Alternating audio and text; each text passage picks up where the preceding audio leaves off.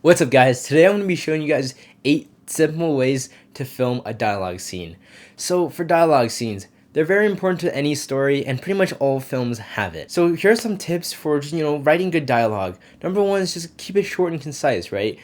Convey the point. Don't talk about unnecessary stuff. And also, everything they say should move the story forward, and what they say should have subtext. They say something but they actually mean something else. This leads to dialogue that's not on the nose, that sounds natural. Every character's dialogue should fit their characters and also convey a theme. So number one is called the conversation dolly, and what it is when two characters are sitting side by side, right, and you're filming from two different angles, and you're going towards one character and then the other character is also dollying in, and you want both to be the same speed. Also, one character should be more dominant in the frame. They're leading the conversation, they're more relaxed. After the camera stops, you want to wait a few moments and then you cut. You don't want to just be moving in and then it just cuts, right? So this just makes a dialogue when they're sitting side by side just a bit more interesting. Number two is called the offset background, and what you want to do is start the camera off behind the main character, and basically use this when one character refuses to look at the other character.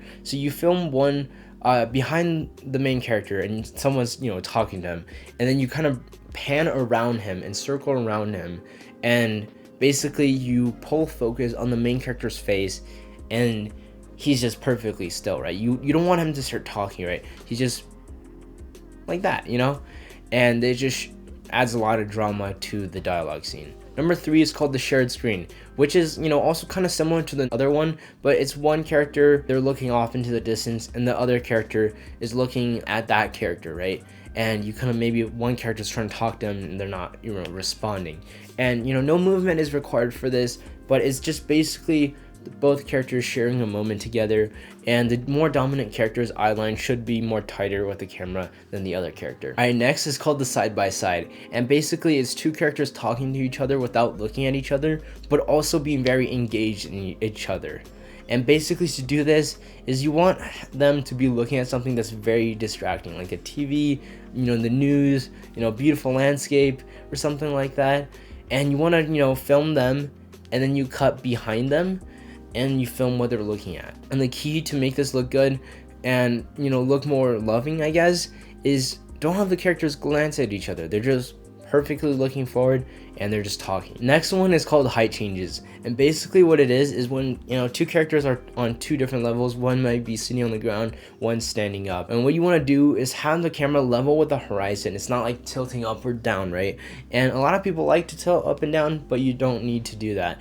And what you want to do is perfectly frame the character on the top, and then when you frame the character on the bottom, you want to have glimpse of the character that's standing up, so that they're talking to each other and it's not very jarring. Next is called staged glances, and glances are a great way when two characters are trying to get to know each other. Looking at each other makes them build the relationship, and also uses to show nervousness. And you want one character to be more angled and more comfortable, maybe it's their home, and you want two different over the shoulder shots, and it makes it look very good. Next is called the mirror talk. It's used to show the faces of both characters talking, right? And one character should be behind the other character. Maybe they have a weapon or something, right? So you want the character in the back to have more dominance, right? So you want them to have a tighter eye line with the camera, meaning they look closer to the camera than the less dominant character, and they're framed to the center.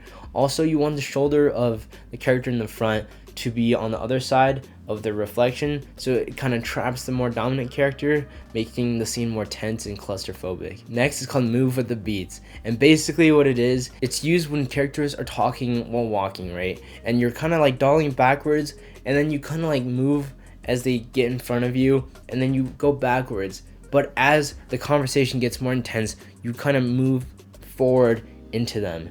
And this is very pretty kind of subtle, and it's very powerful to show the relationship and the nature of the conversation. All these camera moves and blocking is very good to show a very nice dialogue scene. But you want drama in this, right? Because all dialogue pretty much is, it's creating drama between the characters, showing the different beliefs of the characters.